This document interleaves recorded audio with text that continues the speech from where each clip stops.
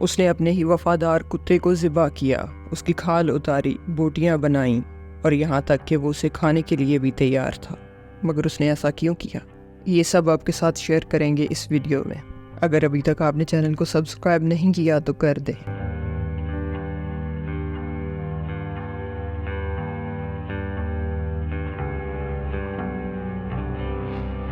بسم اللہ الرحمن الرحیم۔ السلام علیکم۔ 1917 کی بات ہے، عراق کے پہاڑوں میں ایک برطانوی جرنیل جس کا سامنا ایک چرواہے سے ہو گیا۔ جرنیل کا نام تھا سٹائلی ماؤدے۔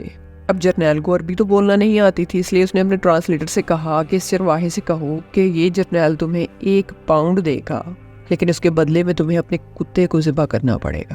اب کتا تو چرواہے کے لیے بہت عام ہوتا ہے، وہ بکریوں کی دیکھ بھال کرتا ہے، ریوڑ دور چلا جائے تو اسے واپس لے کے آتا ہے۔ درندوں کے حملوں سے بھی ریوڑ کی حفاظت کرنے میں چرواہے کا مددگار ہوتا ہے۔ پاؤنڈ کی مالیت بہت زیادہ تھی۔ چرواہے نے کچھ دیر سوچا، اس کے چہرے پر ایک لالچی سی مسکراہٹ پھیل گئی۔ اس نے کتا پکڑا اور جرنیل کے قدموں میں ذبح کر دیا۔ اب جرنیل نے چرواہے سے کہا، اگر تم اس کی کھال بھی اتار دو تو میں تمہیں 1 اور پاؤنڈ دینے کے لیے تیار ہوں۔ چرواہا خوشی خوشی اس کام کے لیے بھی تیار ہو گیا۔ اس نے جلدی جلدی کتے کی کھال بھی اتار دی۔ اب جرنیل نے جب یہ دیکھا کہ اس نے کھال بھی اتار دی ہے تو اس نے کہا کہ میں تمہیں مزید 1 اور پاؤنڈ دینے کے لیے تیار ہوں اگر تم اس کی بوٹیاں بھی بنا دو۔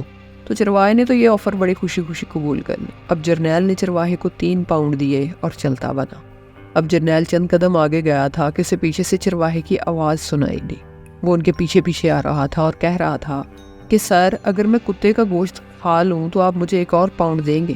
تو جرنیل نے کہا، نہیں، میں صرف تمہاری نفسیات اور اوقات دیکھنا چاہتا تھا۔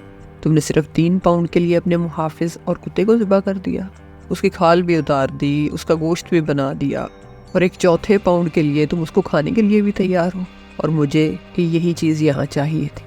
پھر وہ جرنیل اپنے ساتھیوں سے مخاطب ہوا اور کہا کہ اس قوم کے لوگوں کی سوچیں یہ ہیں، لہٰذا تمہیں ان سے خوف زدہ ہونے کی کوئی ضرورت نہیں ہے۔